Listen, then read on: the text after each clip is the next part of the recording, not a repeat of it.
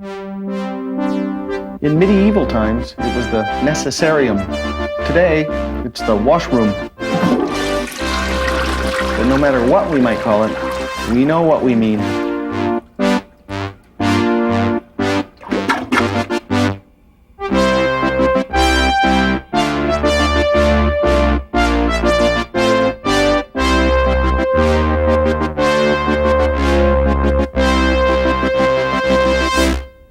The history of the toilet's fascinating. The problem seems to have occupied many great minds through the years. Now, I'm only allowed to quote brief passages from this book in criticism. Nice book. In days of old, the various appliances that passed for toilets discharged directly into a stream or moat.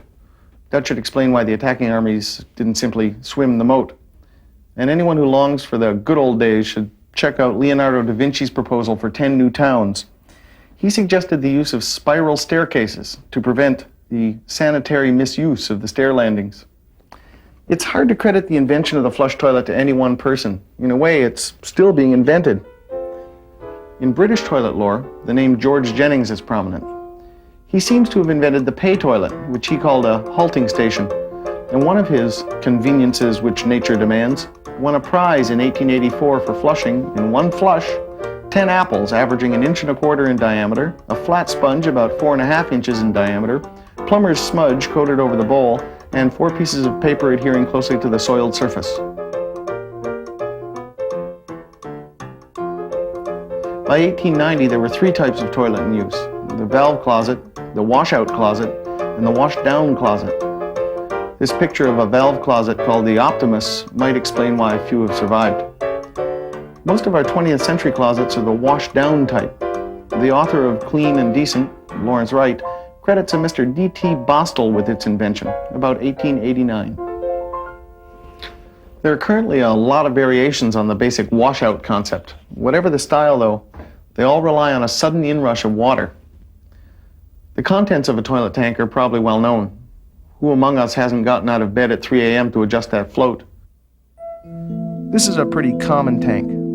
When you push the flush handle, the flush valve actuator raises and starts water rushing out of a hole in the bottom of the tank. Once the flush valve is up, it stays up due to its design. As the water level drops, the float rides down with it, opening the water inlet. Replacement water comes into the tank through a small diameter pipe. That small pipe can't compete with the large hole at the bottom, so the tank continues to empty. When the water level falls almost to the bottom, the flush valve can fall back into place from its own weight, and the tank refills for the next flush.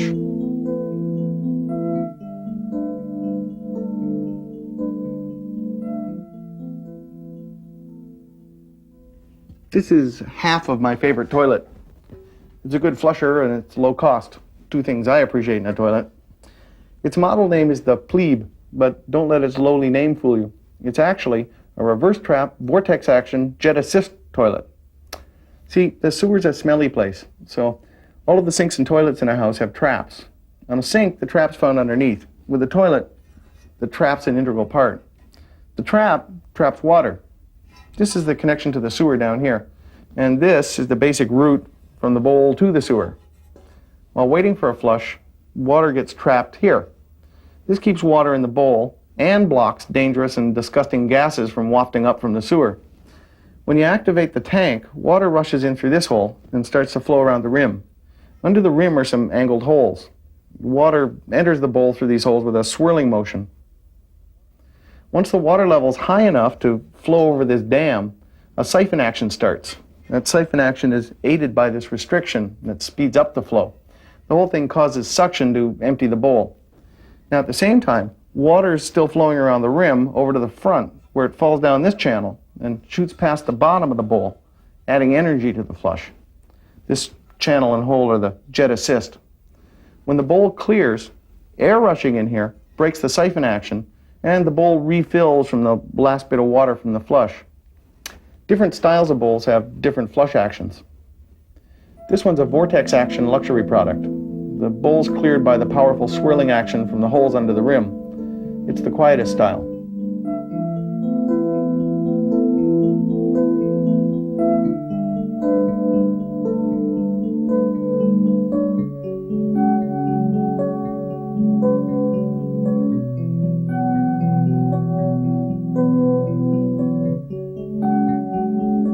This one's a siphon jet. It's a little different. Water first enters the jet passage, starting the siphonic action that empties the bowl. After the jet gets things going, water backs up in the passage and flows out into the rim, where the swirling action scours the bowl. There are pros and cons to each design. Some use more water, and some are quieter than others. But no matter what the style, this is where the crossword puzzle pencil gets stuck. Now, it'll start its own collection of stuff and clog the whole works. You should keep the pencil on the bathtub, not on top of the toilet tank. All in all, it's a pretty marvelous device, particularly when you consider the alternatives. Have you ever thought about how many toilets you've seen in your lifetime? I've seen thousands, mostly last week.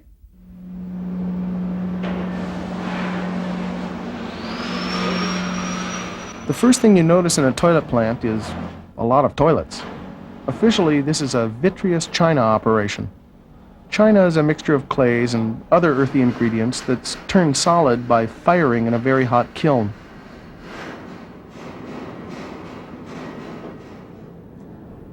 Toilets start their life on the roof of this plant and in underground wells. Turning clay into toilets is a tricky operation. An automated bunch of controls carefully measures and mixes huge batches of the clay. The ingredients are formed into a liquid called slip. The exact mixture and the water content of the slip are critical. It has to be liquid enough to be poured into molds, yet ready to go solid. It's called the edge of stability. This lab monitors the characteristics of the slip. This machine measures the modulus of rupture, how hard it is to break when dry.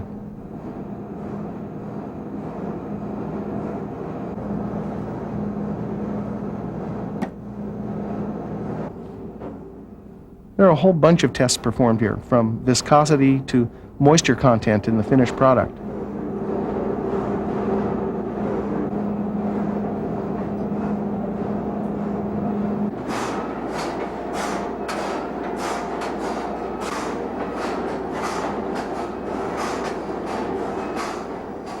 From the mixer and into the sieve, it's under the floor, where the slip is ready to meet the molds.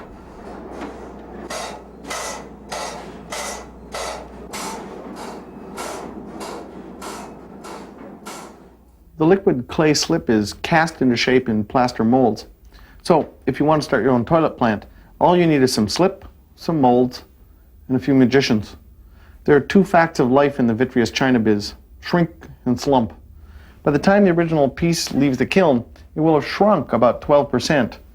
And as well as shrinking in all directions, the soft clay slumps under its own weight.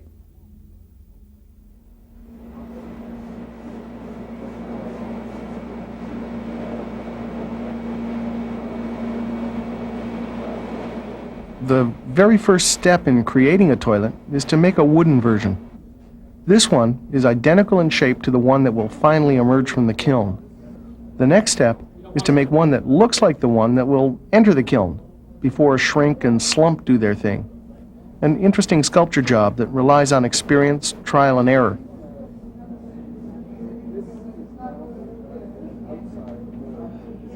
Here's the difference in size between a finished tank lid and the unshrunk version.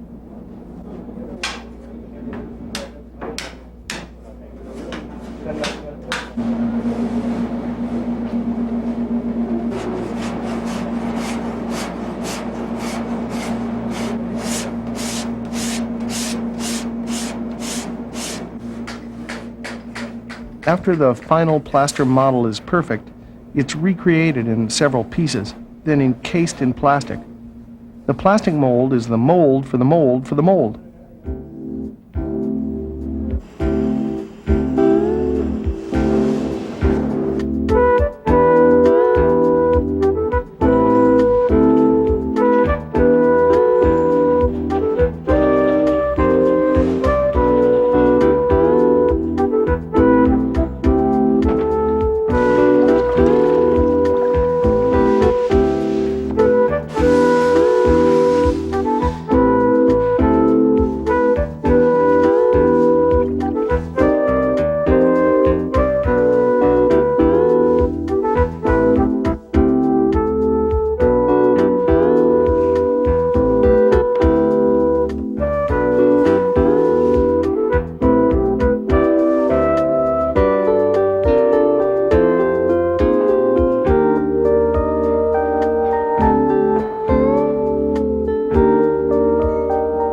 The end result of all this is a plaster inside-out piece that will cast the actual pieces.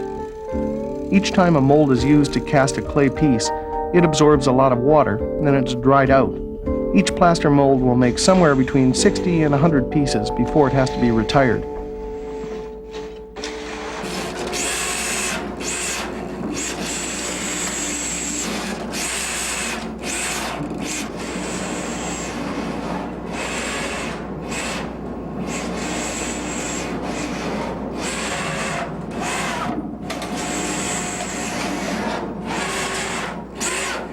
These are tank molds. The slip is poured into the molds through plastic funnels. The plastic funnels not only allow the mold to be filled, but act as a supply of extra slip. As the mold sucks water from the clay, the leftover slip in the funnel flows into the mold to keep it full. The casting process takes just over an hour. You'll notice that the clothing in the plant is a little skimpy. The plaster molds need a warm, dry environment.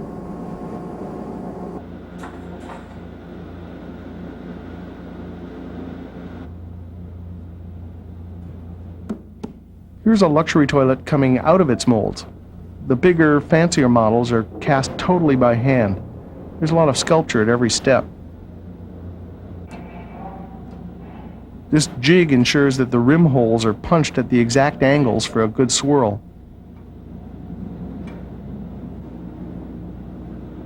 And yes, they do go in the other direction in Australia.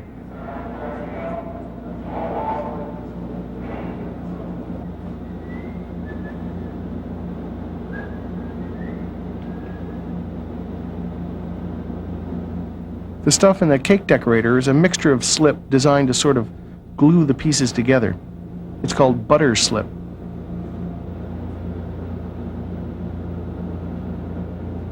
At this stage, the clay has the look and feel of milk chocolate, and it's just as fragile.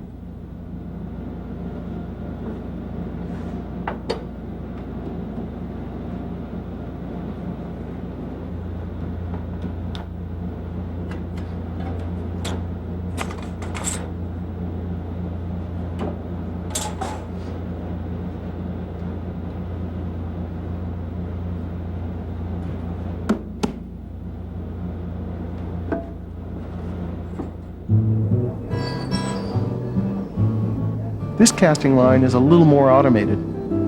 These are the high-volume sellers, the plebes.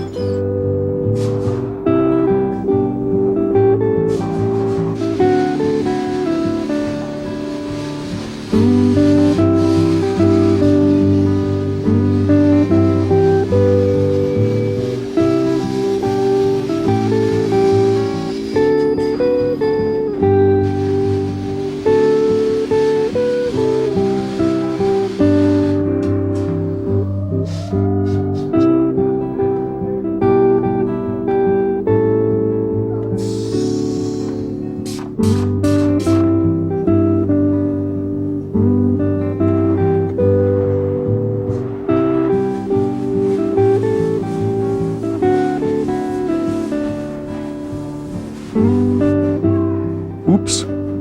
Another fact of life in the vitreous china business. Broken pieces are recycled.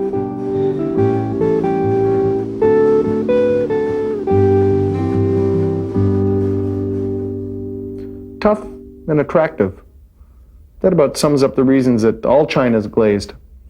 In the arts and crafts room at summer camp, you probably fired a clay pot in a kiln and let it cool and then glazed it and refired it again. Toilets and sinks are fired all at once, with their glaze already applied. This is a little trickier than summer camp. The glaze and clay have to like each other. More tests. This one ensures that the glaze and clay have similar expansion characteristics in the kiln. These rings show the amount of tension placed on the clay by the glaze, by the amount they spring apart when they're cut.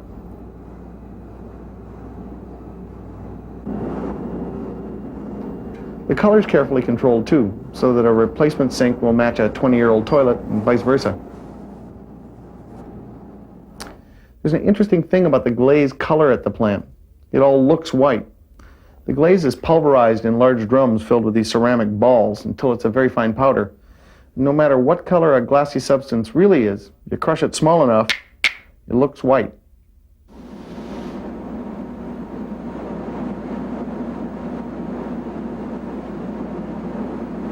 One of the things that impresses you on the tour of the factory is the amount of hand finishing that goes on at every step of the process.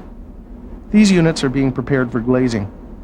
Luxury products are totally hand finished, while assembly line products are finished on another assembly line.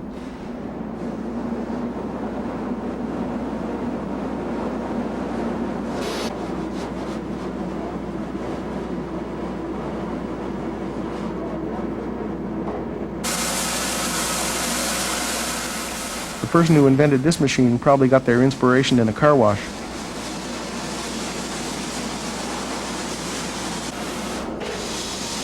Yeah, I could use one of these machines at home.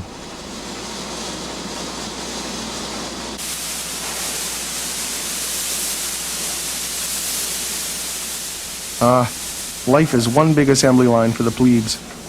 The robot spraying arms know whether they're glazing a pair of tanks or a bowl by coated holders underneath.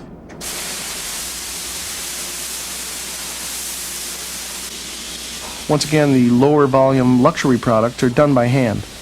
The powdered glazes are mixed with water for spraying. Any overspray is collected and recycled.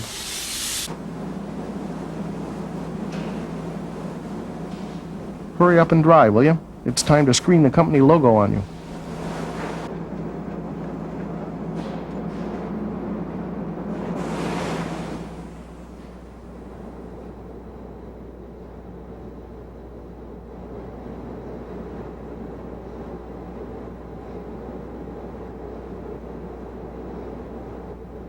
Now it's time to start the train ride to the kiln. The trip can be a little jerky, so here and there are pieces of styrofoam to absorb shock. Also, the clay pieces become soft during firing and require supports.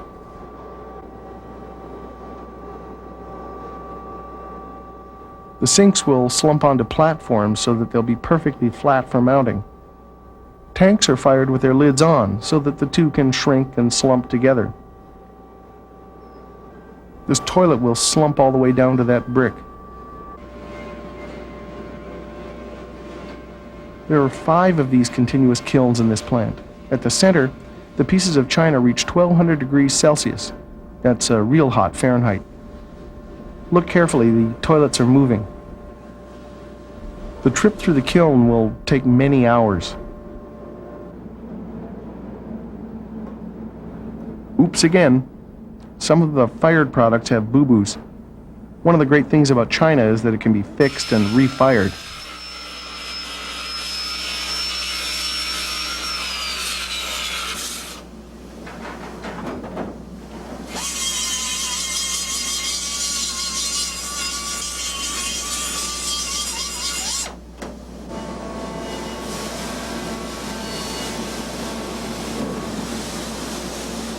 The glaze in this department has a brightly colored vegetable dye added to it to identify which glaze is which.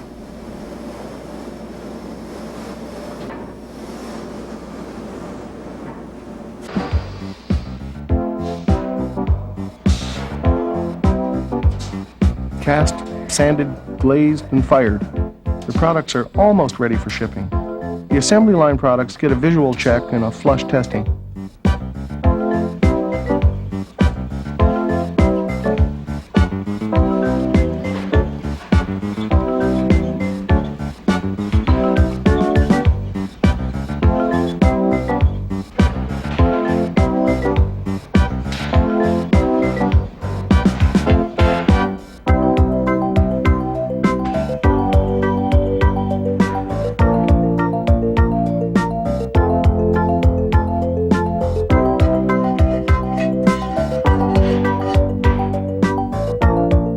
This blue dye will show up minute cracks in the glaze.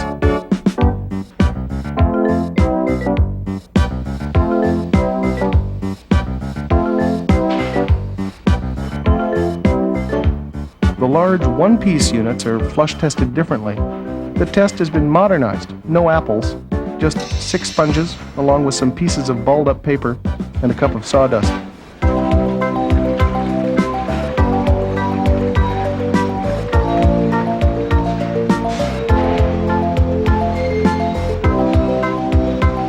way to go.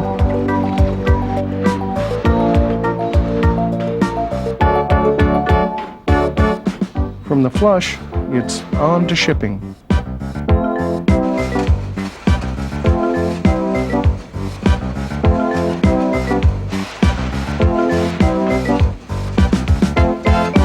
And as they say in the toilet biz, their fate awaits. Once you've been to the plant, you can reminisce just by looking at the tank lid. The inside isn't smoothed and glazed. This is just bare clay. It's got tiny little marks left by each person who handled it. The stuff around the outside of the lid is hydrate. It kept the lid from sticking to the tank in the kiln. And if the piece has been fixed and refired, it'll have various handwriting on it in grease pencil. There are a couple of little holes in the tank lid, too. They had extra slip poured out of them after the piece was cast. See, the inside of the thick parts is hollow. Personally, I'll never look at a toilet the same way again. Now, audience studies tell us that some of our viewers have run to have a look at their toilets during the show, and perhaps you yourself are dying to go have a look at yours. I won't keep you, but I'd like to close with a quote from the bottom of an 18th century chamber pot. "Use me well and keep me clean, and I'll not tell what I have seen."